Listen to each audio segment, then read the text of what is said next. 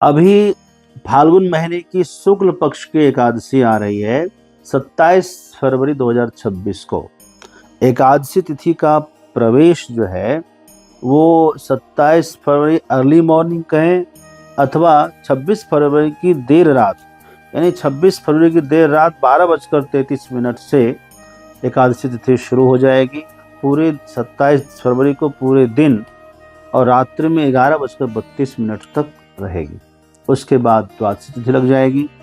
अगले दिन जो 28 को द्वादशी तिथि है, उस दिन पुष्य नक्षत्र का भी योग है। इसका भी पुराण में बहुत महत्व है। मैं आपसे कहूँ कि जो अब तक की जितनी एकादशी आपने सुनी है, उन सब में यह अद्वितीय है और सबसे अलग है। मेरे हाथ में यह श्री पद्म पुराण उत्तरखंड का 45वां अध्याय है। मैं इसीलिए प्रमाण के साथ कहूँगा, वेद व्यास जी साक्षात नारायण के अवतार थे। बंधुओं, क्या बताऊं, जब वेद भगवान का प्राकट्य हुआ, वेद का निर्माण हुआ, तो वेद तो ब्रह्मा जी को स्मरण किया। भगवान विष्णु ने वेद ब्रह्मा जी को सुनाया और कहा वेद पर आधार पर सृष्टि कर दीजिए। तो सृष्टि कर दिए, लेकिन वेद हर प्राणियों के बस की बात नहीं थी। हर प्राणी वेद को समझ नहीं सकता। आपके घर में जो आकर के पूजा पाठ कराते हैं, उनसे कहिए जो मंत्र आप बोल रहे हैं, गणानां त्वा गणपतिगुं हवामहे, इसका अर्थ बताइए, तो नहीं बता पाएंगे। इसलिए उन्हीं पुराण वेदों का प्रचार हो, सर्वसाधारण को समझ में आ जाए, तब भगवान ने जो है वेद व्यास का अवतार लेकर के उन्हीं वेदों के सूत्रों पर पुराण लिखा और कथानक के माध्यम से सबको मालूम पड़ गया। एक उदाहरण के लिए एक बात में, वीडियो बड़ी ना हो जाए ये भी डर रहता है। एक मंत्र है, इदम विष्णु विचक्रमे त्रिधान दधे पदम्मा और समूढ़ मा गुम सुरे स्वाहा, ये मंत्र है। तो इस मंत्र का अर्थ वेद में कहीं क्लियर नहीं किया, किसी विषायण भाष्य में भी नहीं किया और भी जो भाष्य हैं नहीं किया, कि उस ब्रह्म ने जो है 3 प्रकार से 3 पग में पृथ्वी को कब धारण किया, कहाँ धारण किया, चारों वेद पढ़ लीजिए, कहीं नहीं मिलेगा, है ना। त्रेधा निदधे पदम, 3 पद में धारण कर लिया। ये तो बात नहीं समझ में आती यदि पुराण ना होता हमारे पास। इसी बात के वेद व्यास ने इसी बात को वामन भगवान के प्रसंग में सुना दिया कि वामन भगवान का अवतार हुआ, 3 पग भूमि के लेने के चक्कर में पूरी पृथ्वी को धारण कर लिया। कितना स्पष्ट सबको समझ में आया कि नहीं आया। इसलिए वेद व्यास जी का उपकार नहीं भूलना चाहिए। आइए हम बिना समय को इधर उधर किए सीधी बात आपको बताएंगे। यह पद्म पुराण उत्तरखंड 46वां अध्याय है और मेरे पास प्रमाण है। युधिष्ठिर का प्रश्न है। युधिष्ठिर ने पूछा है, महात्म्यम विजयायाश्च श्रुतम कृष्ण महाफलम। हे श्री कृष्ण भगवान, आपने इससे पहले विजया एकादशी की महिमा को सुनाई। विजया एकादशी कृष्ण पक्ष की एकादशी जो भी आपने सुनी। फाल्गुनस्य अर्जुने पक्षे यन नामनी ताम बदाधना। फाल्गुन का जो शुक्ल पक्ष की एकादशी होने वाली है, उसका नाम क्या है, पहले वो बताइए। भगवान श्री कृष्ण का, हे धर्मपुत्र, हे महाभाग, आप सुनिए, मैं कहने जा रहा हूँ जो आपने पूछा है। कहा कि योक्ता पृष्ठेन मानधात्रा वशिष्ठेन महात्मना। एक बार राजा मानधाता ने अपने गुरुदेव वशिष्ठ मुनि से पूछा था कि फाल्गुनस्य विशेषेण विशेषा कथितो नृप आमलकी व्रतम पुण्यम विष्णु लोक फलप्रदम। ये जो फाल्गुन मास के शुक्ल पक्ष की एकादशी है, इसका नाम आमलकी एकादशी है। पहली बात, आमलकी एकादशी में क्या तात्पर्य है और आंवले की उत्पत्ति कब हुई और कैसे हुई, ये भी हम जानेंगे। ये भी बताइए आप। और भगवान विष्णु को क्यों प्रिय है, इसका सेवन करने वाला भगवान विष्णु के पास क्यों जाता है, ये सब प्रसंग आप मुझे सुनाइए। बड़ा सुंदर है। आप शांति से पूरी वीडियो को सुनिए और दूसरों को भी बताइए, भेज कर बताइए कि हाँ देखो इस तरह से इनका तात्पर्य है। अब हम सीधे हिंदी पढ़ेंगे, चूंकि संस्कृत में आपको ये दिक्कत हो जाएगी। तो युधिष्ठिर ने पूछा, हे कृष्ण, हे भगवान, आपने पहले विजया एकादशी का महात्म बताया था, अब मुझे फाल्गुन मास के शुक्ल पक्ष की एकादशी का जो नाम हो आप बताइए। भगवान ने कहा, हे धर्मपुत्र, मैं बता रहा हूँ। मानधाता के पूछने पर, राजा मानधाता के पूछने पर भगवान वशिष्ठ मुनि ने जो बताया वो आप सुनिए। वशिष्ठ मुनि कहते हैं कि सुनिए, यह आमलकी जो है आंवला पृथ्वी पर कैसे आई, यह सुनिए आप। जब महाप्रलय आया और महाप्रलय में एकमात्र समुद्र ही चारों ओर फैल गया, तो सब ब्रह्मा जी उसके बाद विश्राम करते हैं। जब ब्रह्मा जी जगते हैं तो उस समय में ब्रह्मा जी के मुख से जो है एक निकला, जो बाहर आकर के आंवले का रूप धारण कर लिया। कहते हैं कि वह धीरे धीरे जो है वृक्ष के रूप में आया। सर्वप्रथम जब भूमंडल सतह पर आया तो भूमंडल पर यह वृक्ष सबसे पहले आया था, इसलिए वृक्षों का आदि भी आंवला को कहते हैं। लिखा है, तस्माद् बिंदो समुत्पन्नम स्वयं धात्री नगो महान, शाखा प्रशाखा बहुला फल भारेण नामतः। धीरे धीरे उसमें शाखाएं आई, प्रशाखाएं भी आई, पत्ते भी आए और फूल के बाद फल से वो वृक्ष एकदम झुक गया। देवता लोग वहां आए देखने के लिए। देवताओं ने देखा कि ये क्या आश्चर्य है ना। तो लिखा है कि उस समय में आकाशवाणी होती है। आकाशवाणी ने कहा कि आप लोग आश्चर्य न करें, क्योंकि इसका नाम जो है आमलकी है, यानी आकाश। यह आंवले का वृक्ष है जो भगवान विष्णु को बहुत प्रिय है। इसका स्मरण करने से गोदान का फल मिलता है ना। 16 के 15 है ना। एवं चिंतयताम तेषाम वागुवाचा शरीरिणी, है ना। केवल जो है स्मरण कर ले, चिंतन कर ले, तो क्या होता है कि एक गोदान का आपको फल मिलता। आंवला, आंख बंद करके बोलिए आंवला, समझिए। स्मरण करने से गोदान का पुण्य प्राप्त हुआ। और स्पर्श करने से 2 गुना पुण्य होता है। हाँ, स्पर्श करने से 2 गुना स्पर्शनात् द्विगुणम पुण्यम त्रिगुणम भक्षणात् तथा। यदि आंवला आपको छूने के लिए मिल जाए, आंवला का वृक्ष छूने को मिल जाए तो 2 गुना, और आंवला का फल खाने को मिल जाए 3 गुना, मतलब 3 गाय, 3 गोदान करने का पुण्य मिलता है आज के दिन आंवला के खाने से। यानी आंवला आप मंगा लीजिए, मंगा कर रख लीजिए, आप आंवले का सेवन कर सकते हैं। इस दिन आंवला की एकादशी के दिन अवश्य आंवले का सेवन करें। अब आइए आगे लिखते हैं कि ये समस्त पापों को दूर करने वाले हैं। धात्री मूल में भगवान विष्णु का वास। आंवला के वृक्ष के मूल में, जड़ में जो है भगवान विष्णु का निवास, ऊपर में जो है ब्रह्मा जी का निवास, और मध्य के शाखाओं में शिव का वास है, और इसके समस्त जो है पत्तों में प्रजापति का वास है, और जो है इनके पुष्पों में देवताओं का वास है ना। और फलों में जो है इनके फलों में जो है प्रजापतियों का, यानी प्रजाओं का वास है, प्राणियों का वास है। तो इस प्रकार जो है धात्री आंवला का वर्णन हुआ। अब जो है आगे की पूछ रहे हैं कि ऋषियों ने पूछा, देवताओं ने पूछा कि आप जो बोल रहे हैं आप कौन हैं? हम आपको नहीं जानते हैं, आप मेरा अच्छा समाधान कर रहे हैं, लेकिन आप कौन हैं? तब आकाशवाणी फिर होती है कि मैं सभी भूतों तथा भुवनों की सृष्टि करने वाला हूँ, जिनका साक्षात्कार विद्वान भी नहीं कर पाते, मैं वही सनातन विष्णु हूँ। सनातन विष्णु है ना, विदुषाम भी दुष्प्रेक्षोस्म्य हम विष्णु सनातनः, मैं सनातन विष्णु हूँ। विष्णु भगवान स्वयं कह रहे हैं उस एकादशी को भगवान विष्णु की अर्चना करने वाला मनुष्य भगवान विष्णु के लोक में ही जाता है।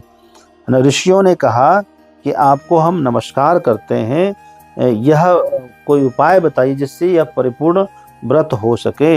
इसका मंत्र क्या है, इसका देवता कौन है ना, इसका नमस्कार वाला मंत्र क्या है, इसमें दान क्या करना है, स्नान कैसे करना है, पूजा की विधि क्या है ना, इसके अर्घ्य और अर्चना के मंत्रों को भी आप ठीक ठीक बताएं। तब भगवान सनातन विष्णु कह रहे हैं, हे ब्राह्मणों, हम आपको बता रहे हैं विधि सुनिए। व्रती को यह क्या करना चाहिए, नियम लेना चाहिए। जैसे अभी एकादशी आ रही है 27 को, तो आप 26 के शाम को क्या करें, आप चावल ना खाएं, है ना, गरिष्ठ अन्न ना खाएं, कोई हल्का फुल्का खा लिया शाम को, और रात में सोने से पहले ब्रश जरूर कर लें। ब्रश करें, दातुन का विधान है, दातुन आजकल मिलता नहीं तो आप ब्रश भले कर लें। और सवेरे जो है आप सवेरे क्या करें, संकल्प लें। इस व्रत का लिखा है, व्रत का संकल्प लेना चाहिए और भगवान से प्रार्थना करनी चाहिए कि प्रभु मुझे क्षमा करें, मेरे पापों को नाश करके इस व्रत को परिपूर्ण करने में शक्ति प्रदान करें, आशीर्वाद प्रदान करें। संकल्प लेना चाहिए कि मैं एकादशी को निराहार रहूंगा, द्वादशी के दिन भोजन करूंगा। हे पुंडरीकाक्ष, हे अच्युत, है ना, आप मेरी रक्षा करें। इस तरह से नियम का पालन करें प्रभात में ही, और जो है स्नान करें विधि विधान से। चोरी कहते हैं कि इस दिन चोरों से, पतितों से, पाखंडियों से, व्यभिचारियों से बात ना करें। ऐसे लोगों से थोड़ा दूरी बना कर रखें, मौन रहें तो अच्छा है। हाँ, झूठ आदि ना बोलें, सत्य का सेवन करें। झूठ बोलने से पुण्य का नाश होता है, तो मौन रहेंगे तो आपसे गलत नहीं होगा, कुछ भी गलत नहीं होगा। आइए, क्या करना चाहिए, अपराह्न में स्नान करिए। सुबह स्नान कर लिया आपने, देव पूजा कर लिया, व्रत का संकल्प ले लिया, और उसके बाद दिन भर जो अपना जो भी कर रहे हैं कार्यक्रम करिए, अपना करिए क्रियाकलाप, और क्या करिए, भगवत स्मरण बना रहे। अपराह्न काल में 3 बजे के बाद आप फिर से एक बार स्नान करिए। स्नान करके जो है संयमित जो है रह करके क्या करिए कि इसी स्नान में मुख्य बात क्या कर, इस स्नान में तुलसी के नीचे की मिट्टी लीजिए और इस मिट्टी को लगाइए। स्नान करते समय जैसे 1 लोटा स्नान कर लिया, उसके बाद थोड़ी मिट्टी लाया, उस मिट्टी को लगाते समय शरीर में इस मंत्र को बोलिए। वैसे तो मंत्र में संस्कृत में है, फिर भी आप या तो संस्कृत बोल सके तो ठीक है, स्क्रीन पर आपको दिख जाएगा, या फिर आप हिंदी में जो है इसका बोल लेंगे। आप देखिए, मंत्र है, अश्वक्रांते रथक्रांते विष्णुक्रांते वसुंधरे मृत्युके हर में पापम यन्मया दुष्कृतम कृतम। हे वसुंधरे, है ना, आप पर अश्व भी आक्रांत चलते हैं, है ना, आपके ऊपर रथ भी चलते हैं, है ना, आपके ऊपर वामन रूपी भगवान विष्णु भी चलते हैं। हे मृत्युके, मैंने जो पाप किया है उसको आप दूर कर दीजिए। यही बोल के आप हिंदी में बोल सकते हैं, है ना, या आपके ऊपर रथ भी चलते हैं, अश्व भी चलते हैं, भगवान भी आते हैं तो आपके ऊपर पैदल चलते हैं। आप मेरे पापों को विनष्ट कर दीजिए, और प्रणाम करके उस मिट्टी को शरीर पर लगाइए, और उसके बाद फिर से शुद्ध जल से स्नान कर लीजिए। हो गया। हाँ, स्नान करते समय जल देवता से भी प्रार्थना करनी है। त्वम अम्बु सर्वभूतानां जीवनम तनुरक्षकम स्वेदज उद्भिज जातीनां रसानां पतये नमः। स्नातोहम सर्वतीर्थेषु हृदय प्रस्रवणेषु च नदीषु देवखातेषु इदम स्नानम त्वमे भवेत्। है ना, ये मंत्र है, आप इसको मंत्र बोल सकते हैं या फिर हिंदी बोल। इसका हिंदी तात्पर्य ये है कि हे जलदेव, आप सभी प्राणियों के जीवन दाता हैं, आपके बिना किसी का जीवन संभव नहीं है। खास करके स्वेदज और उद्भिज यानी वृक्ष आदि तो आपके बिना जी नहीं सकते, तो इन सब के आप प्राणनाथ हैं। मेरा नमस्कार स्वीकार करके मुझे समस्त तीर्थों में स्नान का पुण्य मुझे मिल जाए। ये जलदेव से कहना है कि समस्त तीर्थों में स्नान का पुण्य आप मुझे प्रदान करिए, मेरे पापों का नाश कर दीजिए। तो ये जल से प्रार्थना हो गई। अब उसके बाद क्या करना है, स्नान करने के बाद आप स्वस्थ अच्छे वस्त्र पहनिए, है ना, साफ वस्त्र हो, नए वस्त्र हो, आप पहन लीजिए। उसके बाद करना क्या है कि भगवान परशुराम की एक मूर्ति बनवाइए। यदि धातु की मूर्ति है तो अच्छा है भगवान परशुराम की, यदि यह नहीं मिल रही है तो आप मिट्टी की छोटी सी मूर्ति बनाइए। कल्पना करिए हम भगवान परशुराम की मूर्ति बना रहे हैं, छोटी सी बना लीजिए। बना करके उसका पूजन करिए। कुछ सामग्री उनको लेकर के साथ में भगवान परशुराम को लेकर के आंवले के पेड़ के पास पहुंचिए। आंवले के पेड़ के पास साफ सफाई करिए। साफ सफाई करके, है ना, आंवले के जड़ में एक कलश की स्थापना करिए। कलश परिपूर्ण जल हो उसमें, और मिट्टी का भी हो चलेगा, चाहे कोई धातु का हो चलेगा, स्टील का नहीं चलेगा, तांबा पीतल कांसा, है ना, ये सब चल सकता है। उसके ऊपर भगवान जो है क्या कोई कटोरी रख के उसके ऊपर भगवान परशुराम की मूर्ति रख दीजिए और बढ़िया से पूजन करिए। लिखा है यहाँ पर क्या करना चाहिए, कह रहे हैं इसमें कलश के में पंचरत्न डालिए, दिव्य सुगंधित जो है चीज़ें डाल दीजिए, पुष्प डाल दीजिए, अच्छा लगे, है ना, थोड़ा कुमकुम डाल दीजिए जो है। अब उसके बाद जो है भगवान परशुराम की मूर्ति उसके ऊपर रख दीजिए, कलश के ऊपर, और मूर्ति का अक्षत पुष्प से पूजा करिए। लिखा है छत्र वहाँ पर रखें, भगवान परशुराम ऊपर एक छाता लगा दें वहाँ पर, और नीचे जो है वहाँ एक क्या करें, एक उपाना कहते हैं खड़ाऊ को अथवा जूता को, खड़ाऊ अथवा जूता अथवा चप्पल, जो आपको अच्छा लगे, जो उपलब्ध हो जाए वो ले आइए वहाँ पर, है ना, उसको भी वहाँ पर दान के लिए रखा जाता है। सफ़ेद चंदन चढ़ाना चाहिए और एक पुष्प माला ये भी चढ़ाना चाहिए। हर प्रकार से धूप से धूपित करके सर्वत्र एक दीप दान वहाँ जलाएं। जला करके दिव्य एक लावा होता है, लावा समझते हैं, धान का लाई होता है, लैया, एक दोने में भर करके उसमें रख देना चाहिए, उस पास में लावा भर देना चाहिए।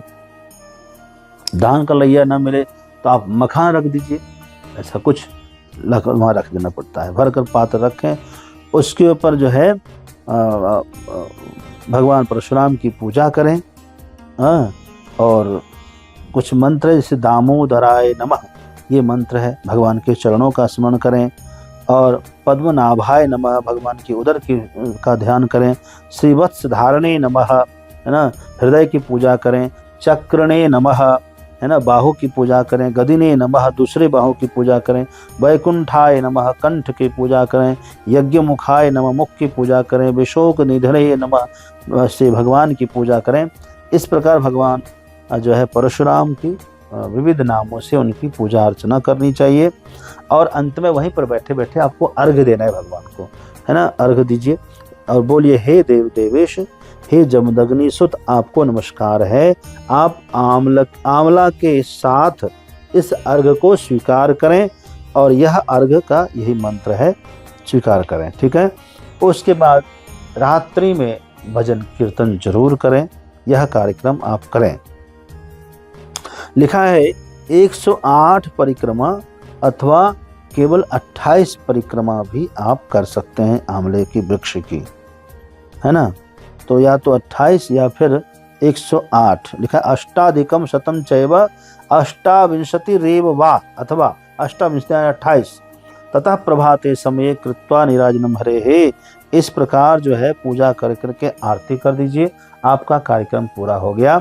और सवेरे स्नान आदि करके वो सारा सामान जो इकट्ठा किया था, छाता है, खड़ाऊ है और फल है ना, दक्षिणा सहित और कुछ अन्न सामग्री, अनाज, है ना, ये सब किसी ब्राह्मण की पूजा करके उनको आदर पूर्वक प्रदान कर दीजिए, सम्मान के साथ, है ना। ब्राह्मणम पूजयित्वा तो सर्वम तस्मै निवेदयेत् कर दीजिए, और उनके हाथ में अक्षत देकर अपने ऊपर छिड़वाइए, आशीर्वाद लीजिए उनसे कि आप, वो आशीर्वाद देंगे, कहेंगे आपका यज्ञ सफल हो, आपका यह व्रत सफल हो। खाली इतना ही कहना है, तो आपकी जो कामना है वो कामना आपकी परिपूर्ण हो गई।